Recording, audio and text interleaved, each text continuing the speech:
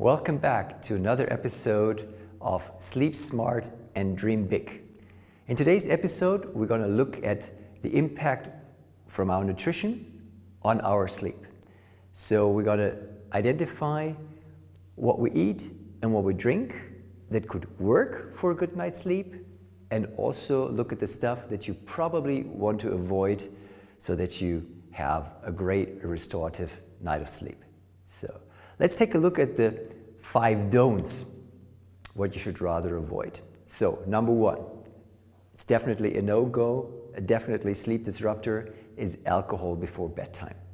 So in some of the cultures it's still like an accepted thing that we have the nightcap before we go to sleep. Whether it's a big glass of red wine, whether it's a little bit of booze or a little bit of beer, that brings us down and makes sleep possible. But it's definitely not the case. So if you really look what's happening in our human physiology the moment we drink alcohol, we see that as long as the alcohol is not fully detoxified, there is absolute no restorative sleep. So you even see that your resting heart rate will be elevated for up to 10 beats for the whole night just because of the alcohol in your system. So the number 1 thing that you really want to avoid is alcohol before bedtime. If you want to drink, have the British approach, have a happy hour drink so that you're absolutely sober before you go to bed.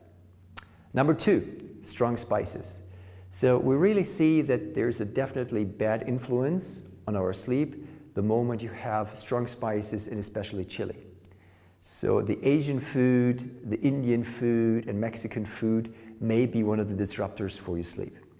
And a lot of people use it to promote calorie burn or upregulating of your thermoregulation, but you should rather avoid it before you go to bed and for dinners.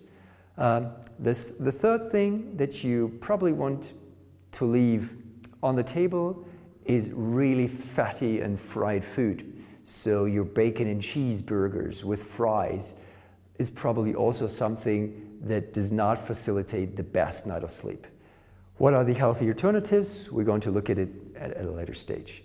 Another thing that really doesn't work well with a lot of clients is chicken.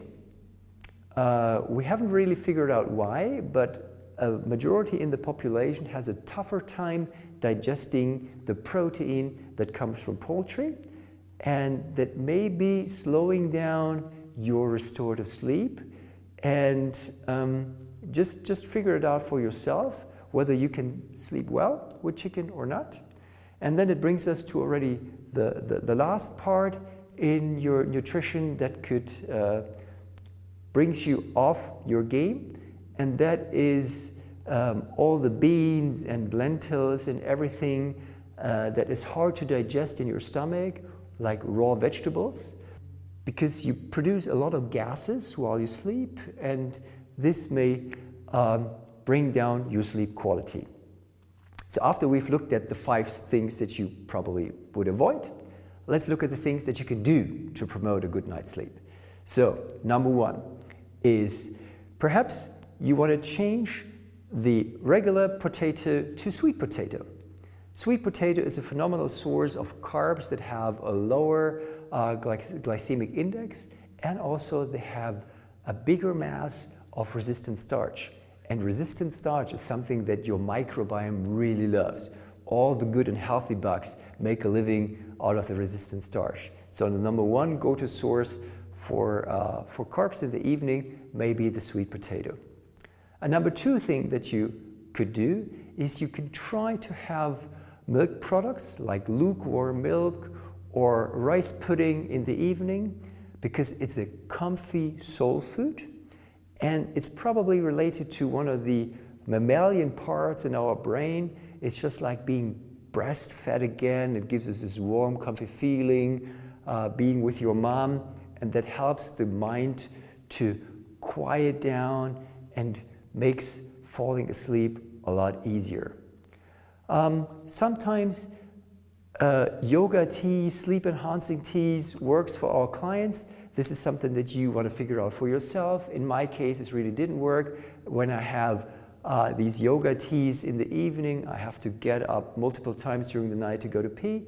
But there are definitely a part in the population that it's helpful. Sometimes going into strategic dehydration is also good, so that you want to stop drinking liquids after 7 p.m. so that you just don't have to get up and pee. So there's a ton of literature how magnesium could upregulate your sleep. You will find literature where they say you should take it right before bedtime. But in our experience, we had some negative results, that people were overly active after the consumption of magnesium right before bedtime.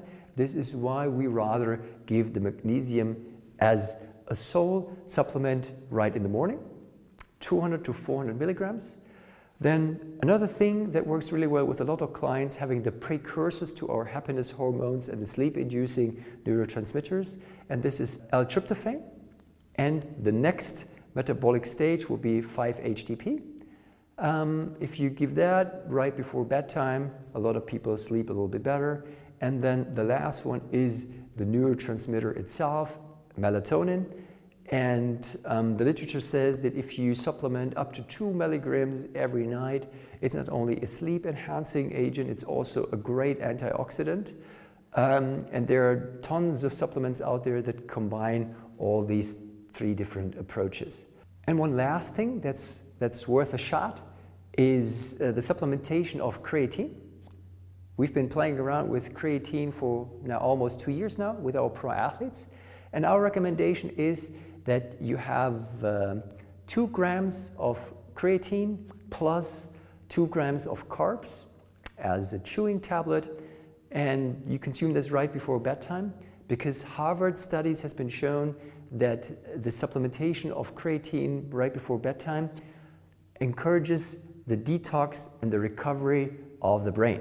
And you might end up waking up a little bit more refreshed than without the creatine. So stay tuned. There's more to come on our next episode. Sleep smart and dream big.